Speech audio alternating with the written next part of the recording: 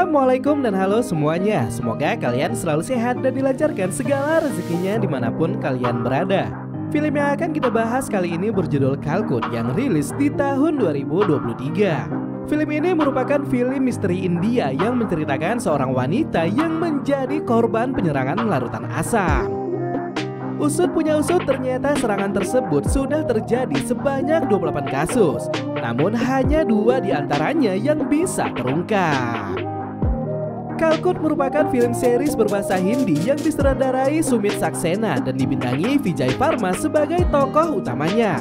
So, untuk lebih jelasnya langsung aja kita masuk ke alur ceritanya. Film dibuka dengan adegan seorang pria yang sedang membawa bayi di tepi sungai. Dan setelahnya bayi tersebut kemudian diikat dan ditenggelamkan dengan sebuah batu. Scene kemudian berlanjut beberapa hari setelahnya. Seorang pria misterius meracik larutan asam berbahaya yang terbuat dari larutan sulfur berwarna biru. Dan setelah selesai, ia kemudian mengendarai sepeda motor dan setibanya di pusat bimbingan belajar Grantek, ia kemudian menyiramkan larutan asam tersebut ke wajah seorang wanita bernama Parul.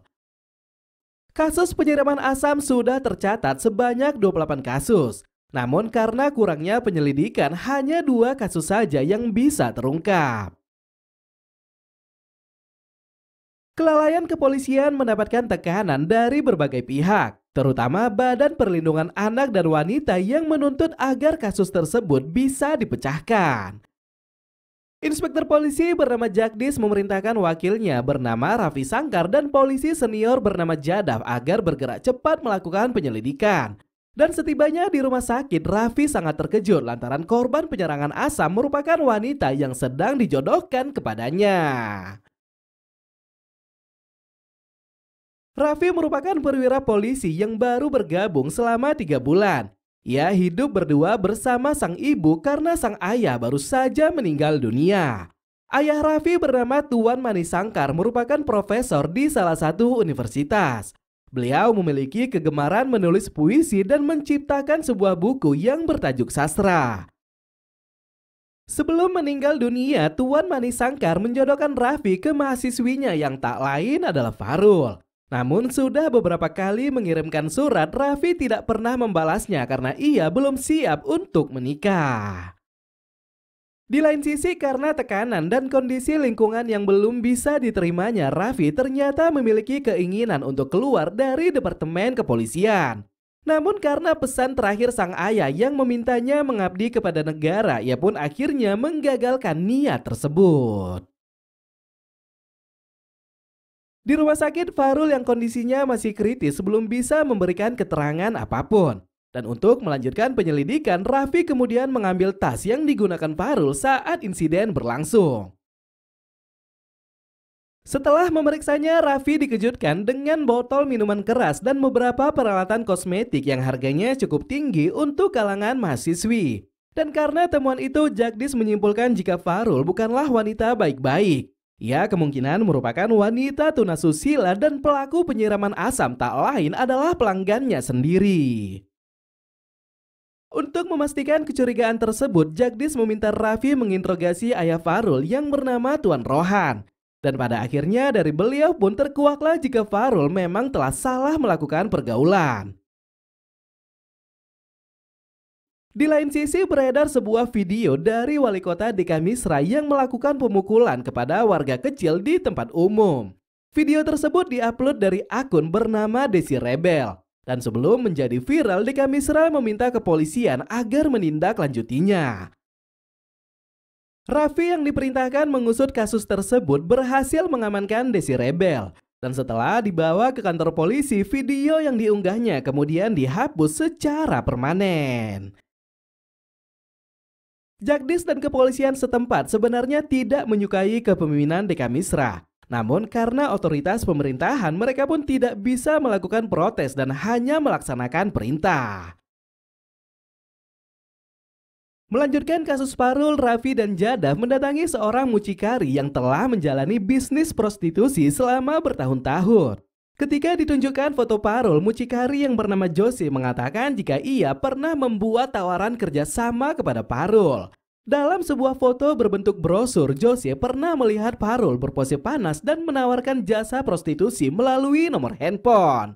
Dan berdasarkan daftar kontaknya, ternyata nomor handphone tersebut disimpan Parul atas nama seorang pria bernama Meridul. Dan karena kondisinya yang belum bisa memberikan keterangan apapun, Raffi akhirnya meminta keterangan dari Tuan Rohan.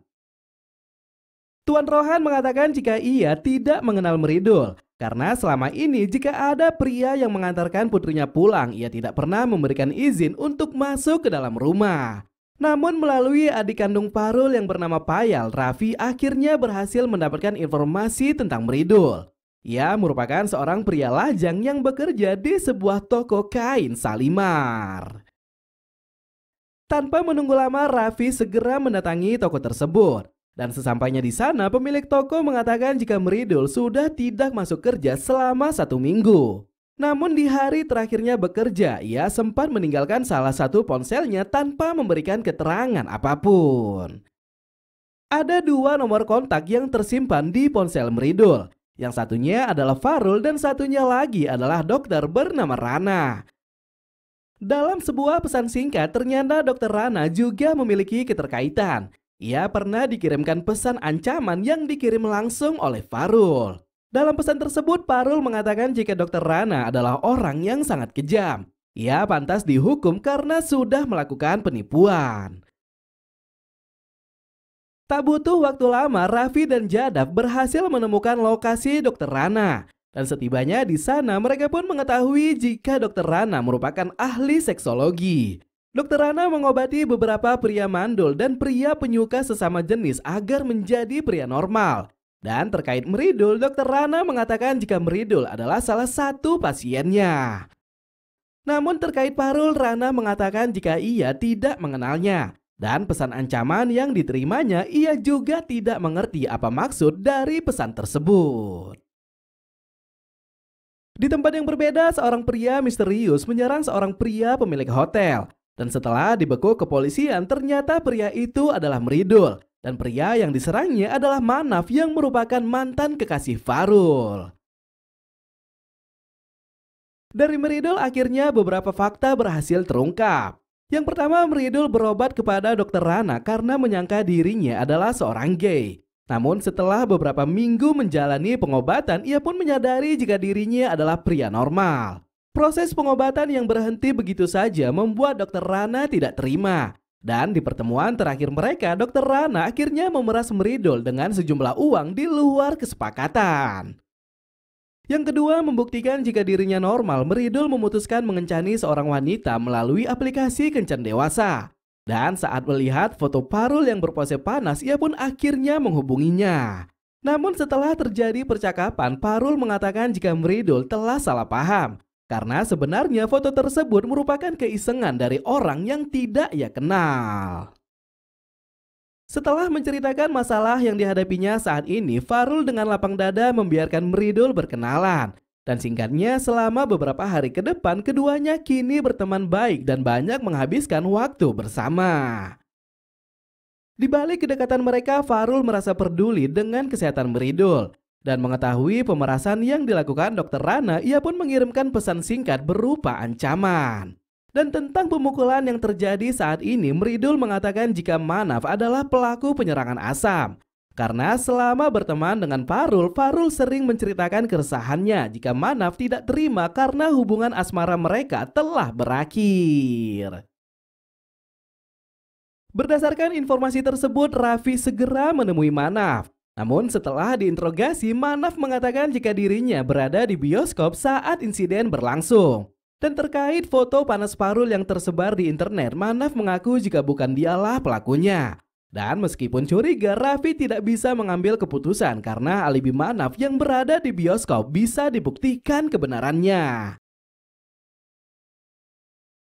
Untuk melanjutkan penyelidikan, Raffi segera mendatangi bimbel Grantek dan menemui seorang penjaga. Di sana penjaga tersebut mengatakan jika 2 hari sebelum penyerangan Farul ada juga seorang wanita bernama Rasmi yang juga diserang oleh 2 lelaki. Namun karena yang disiram bukanlah larutan asam, Rasmi tidak mengalami luka sedikit pun. Rasmi merupakan teman baik Farul dan juga Manaf. Dan terkait pelaku penyerangan dirinya, ia pun tidak mengetahui siapa pelakunya.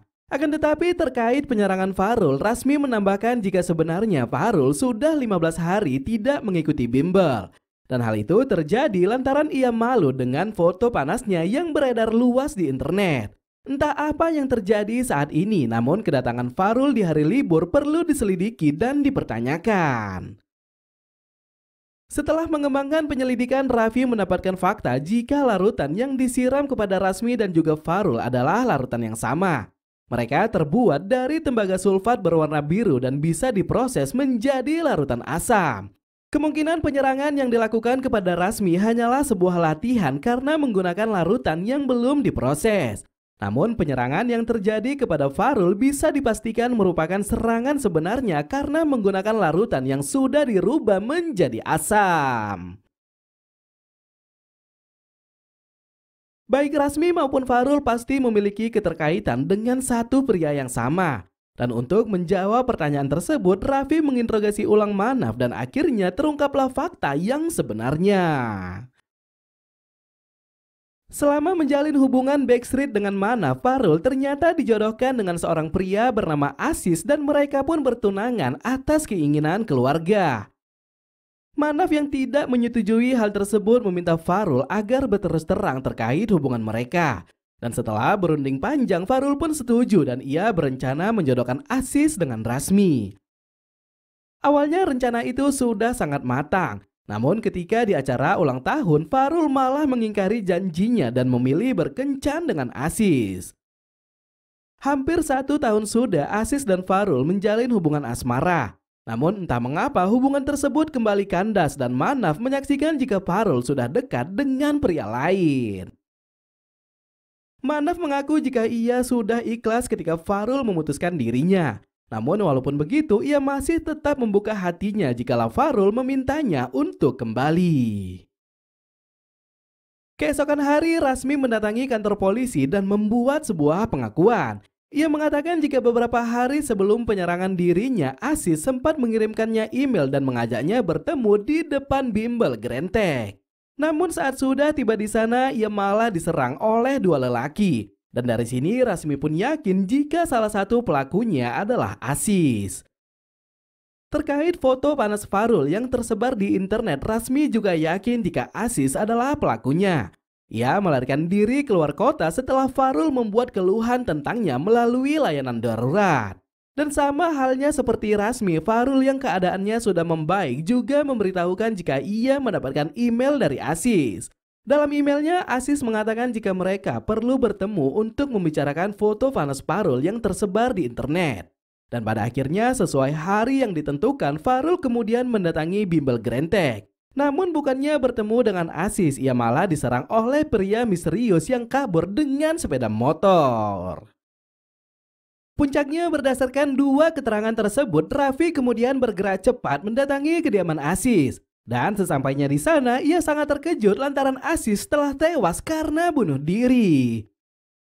Tidak jelas apa maksud Aziz melakukan hal tersebut. Namun melalui surat yang ditinggalkannya, sepertinya orang yang menyerang Rasmi maupun Farul bukanlah dirinya. Dalam suratnya, Aziz mengatakan jika ia sangat mencintai Farul. Dan terkait foto panas yang tersebar di internet, bukan dialah pelakunya. Penemuan aneh ini jelas membuat Raffi semakin bingung. Akan tetapi karena banyaknya tekanan yang berdatangan, Jagdis tetap memerintahkannya untuk menutup kasus tersebut. Pada akhirnya mereka pun membuat laporan jika kasus penyerangan asam telah selesai. Aziz adalah pelakunya dan motifnya karena hubungan asmara yang diputuskan korban secara sepihak. Dalam sebuah kesempatan, Raffi mendapatkan laporan jika email Farul pernah aktif di beberapa hari yang lalu. Dan setelah dikonfirmasi kepada Farul, Farul mengatakan jika ia tidak pernah mengakses internet selama di rumah sakit. Di sisi lain, Farul juga bercerita tentang Profesor Manisangkar. Dahulu beliau pernah membuat puisi yang sangat indah tentang kepribadian Raffi. Dan karena terkesima dengan puisi tersebut, Farul sampai memfotokopinya dan menyimpannya dengan baik. Melalui file, Farul kemudian memberikan salinan puisi itu kepada Raffi. Dan setelah menerimanya, Raffi sangat berterima kasih. Terkait email Farul, Raffi sedikit curiga jika email tersebut kemungkinan diretas oleh seseorang. Dan setelah mengembangkan penyelidikan secara intens, diketahuilah jika lokasi IP berasal dari warnet Ali Cyber yang lokasinya tak jauh dari bimbel Greentek. Setibanya di sana, operator warnet mengatakan jika warnet mereka tidak terpasang CCTV. Sehingga dengan begitu mereka pun tidak mengetahui siapa saja yang berada di warnet saat peretasan berlangsung. Fakta baru juga didapatkan Raffi dari keluarga Aziz. Berbeda halnya dengan pernyataan rasmi, orang tua Aziz malah mengatakan jika putra mereka tidak pernah keluar rumah ataupun keluar kota. Aziz mengurung diri selama beberapa minggu lantaran kecewa dengan hubungan asmaranya dengan Farul. Dan usut punya usut, selama itu juga Aziz tidak pernah menggunakan ponsel ataupun mengakses internet. Dari sini terkuaklah jika yang mengirimkan email ke Rasmi ataupun Farul bukanlah Aziz. Kemungkinan ada seseorang yang telah melakukan peretasan dan menyebarkan foto panas Farul. Selama melakukan penyelidikan, seorang anak bernama Diana datang dan membuat pengakuan. Ia mengatakan saat penyerangan Farul dirinya berada di lokasi kejadian. Bahkan ketika pelaku kabur dengan sepeda motornya, Diana sempat menuliskan plat kendaraan di buku sekolahnya. Terkejut dengan informasi tersebut, Jagdis langsung memerintahkan Raffi melakukan penyelidikan ulang. Dan setelah lama mencari, mereka pun mendapati jika sepeda motor yang digunakan pelaku merupakan kendaraan inventaris kampus. Menurut pengakuan salah satu dosen, orang yang menggunakannya di hari penyerangan Asam adalah teman kuliah Farul yang bernama Zakir. Namun saat didatangi di kediamannya, orang tua Zakir mengatakan jika Zakir telah melarikan diri sejak seminggu yang lalu. Ia diadukan ke kepolisian karena telah memukul ayahnya sendiri. Pada akhirnya setelah diselidiki, Raffi menemukan tembaga sulfat berwarna biru yang tersimpan di dalam sepeda motor. Dan dari sini mereka pun yakin jika Zakir adalah pelakunya. Tak butuh waktu lama, keberadaan Zakir kini telah ditemukan. Dan setelah diinterogasi dan dihajar habis-habisan, Zakir mengaku jika bukan dialah pelakunya. Di hari penyerangan Asam, Zakir memang menggunakan sepeda motor yang dimaksud. Namun waktu pemakaiannya adalah di siang hari. Dan hal itu berbanding terbalik dengan waktu penyerangan Asam yang terjadi di pagi hari. Menyadari pernyataan yang diberikan Zakir sepertinya memanglah benar, Raffi terpaksa melakukan penyelidikan ulang. Dan di malam hari ia kembali mendapatkan laporan jika ada seseorang yang mengakses akun Farul di aplikasi Kencan Dewasa. Setelah diselidiki dan didapati IP addressnya, Raffi langsung bergerak cepat. Dan setibanya di lokasi, ia melihat jika orang yang mengakses akun tersebut ternyata adalah Rasmi.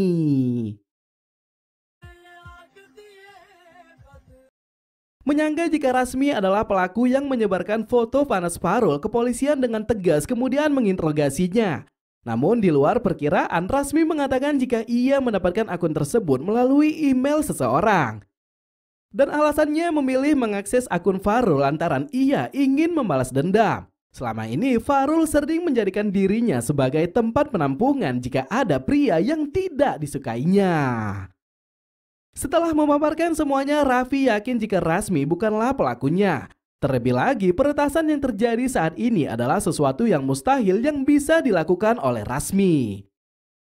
Keesokan hari, Raffi kembali mendapatkan petunjuk. Dalam sebuah berkas fotokopi laporan, ternyata pola kertasnya sama persis dengan pola kertas fotokopi yang berisi puisi dari Farul. Dan setelah mengkonfirmasinya, kedua kertas tersebut berasal dari warnet Ali Cyber. Namun sebelum melangkah lebih jauh, Jagdis lebih dulu memerintahkan Raffi dan juga Jadah menemui salah satu tersangka penyiraman Asam bernama Nitin. Beberapa tahun yang lalu, Nitin melakukan penyiraman asam kepada adik kandungnya sendiri karena kasus perselingkuhan. Ia mengetahui perselingkuhan tersebut melalui pesan email yang dikirimkan oleh pegawai rumah sakit. Dan faktanya pegawai tersebut juga mengatakan jika adiknya telah melakukan aborsi. Pada akhirnya karena alasan menjaga nama baik keluarga, Nitin berhasil dihasut oleh pria tersebut untuk melakukan penyiraman asam. Dan walaupun tidak mengetahui siapa lawan bicaranya, Nitin tetap saja melakukannya. Setelah mendapatkan lokasi rumah sakit yang dimaksud, Raffi segera menginterogasi dokter yang memimpin proses aborsi. Dan faktanya dokter itu mengatakan jika pihak rumah sakit tidak pernah membocorkan identitas pasien mereka. Pernyataan itu semakin membuat Raffi semakin bingung. Dan di tengah kerasahannya, salah satu pegawai cyber memberikan informasi jika Raffi bisa melihat ID peretas melalui keyboard logger. Setelah mengikuti instruksi yang diberikan, Raffi akhirnya mengetahui jika warnet Ali Cyber telah diretas oleh akun bernama Manu Desi Rebel. Dan faktanya Desi Rebel adalah pria yang sempat membuat video tentang Deka Misra. Di rumah sakit, Raffi kembali bertanya tentang identitas Desi Rebel. Dan akhirnya terkuaklah jika Desi Rebel merupakan salah satu pegawai rumah sakit yang pernah ikut dalam operasi aborsi. Namun karena sering melakukan protes tentang kegiatan gelap tersebut, Desi Rebel memilih berhenti. Dan saat ini ia menjadi teknisi perangkat lunak yang menyediakan jasa internet di banyak kampus. Pada akhirnya setelah mengembangkan penyelidikan yang cukup jauh, terkuaklah jika Desi Rebel juga sering menggunakan sepeda motor yang digunakan untuk menyerang Farul. Dan ternyata 11 korban dari 28 kasus penyerangan asam adalah wanita yang pernah melakukan aborsi. Termasuk Farul yang kasusnya sengaja ditutupi oleh keluarganya dengan alasan menjaga nama baik. Dengan begitu terkuaklah jika motif penyerangan asam yang dilakukan Desi Rebel dikarenakan kebenciannya terhadap para wanita yang membunuh bayinya sendiri dari hasil hubungan gelap. Tanpa butuh waktu lama, Raffi segera mendatangi Desi Rebel untuk melakukan penangkapan. Dan karena sudah menyadari maksud kedatangannya, Desi Rebel langsung melakukan perlawanan dan melarikan diri. Namun setelah keberadaannya kembali ditemukan, Raffi akhirnya membuat strategi penangkapan baru bersama Jagdis dan polisi lainnya. Yang pada akhirnya setelah melalui proses yang cukup panjang, Desi Rebel berhasil dibekuk dan tewas di tangan Raffi. Fakta tentang pelaku penyiraman asam yang menimpa Farul ternyata belumlah usai. Di akhir hayatnya, Desi Rebel mengatakan jika pelaku yang sebenarnya adalah Manaf. Dan singkatnya setelah dibekuk dan dipaksa berterus terang, Manaf akhirnya mengakui jika memang dialah pelakunya. Dahulu saat Farul membicarakan perjodohannya dengan Aziz, Manaf sudah seringkali memintanya untuk tidak bermain api. Namun bukannya mendengarkan kata-katanya, Farul malah terlibat hubungan yang lebih jauh dan lebih dalam. Pada akhirnya setelah mengandung seorang bayi, Farul memilih berpisah dan melakukan aborsi karena ia tidak mau melanjutkan hubungan asmaranya dengan Aziz. Di hari kedekatannya dengan Mridul, Farul kerap sekali mengunjungi warnet Ali Cyber untuk memfotokopi beberapa salinan pelajaran. Dan di saat itulah ketika menggunakan salah satu komputer yang ada di sana, Desi Rebel berhasil meretas akun Farul. Dan kemudian berlanjut ke beberapa akun termasuk Rasmi dan juga Aziz. Di sisi lain, Desi Rebel juga telah mengetahui jika baru-baru ini Farul telah melakukan aborsi. Dan karena sudah mengenal Manaf dengan sangat baik, ia pun langsung menceritakan hal tersebut. Puncaknya setelah berbicara panjang lebar, Desi Rebel kemudian mengajak Manaf melakukan penyerangan asam. Dan agar targetnya tepat sasaran, mereka lebih dulu melakukan latihan dengan menjadikan Rasmi sebagai percobaan. Pada akhirnya tepat di hari yang dimaksud, Manaf pergi seorang diri dan melemparkan larutan asam tepat mengenai wajah Farul.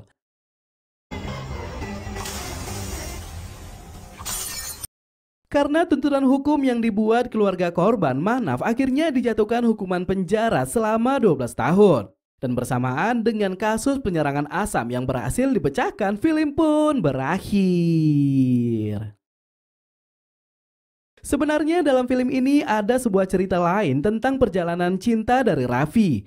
Ia yang awalnya dijodohkan dengan Farul mendapatkan pengganti, yaitu seorang wanita bernama Sifani.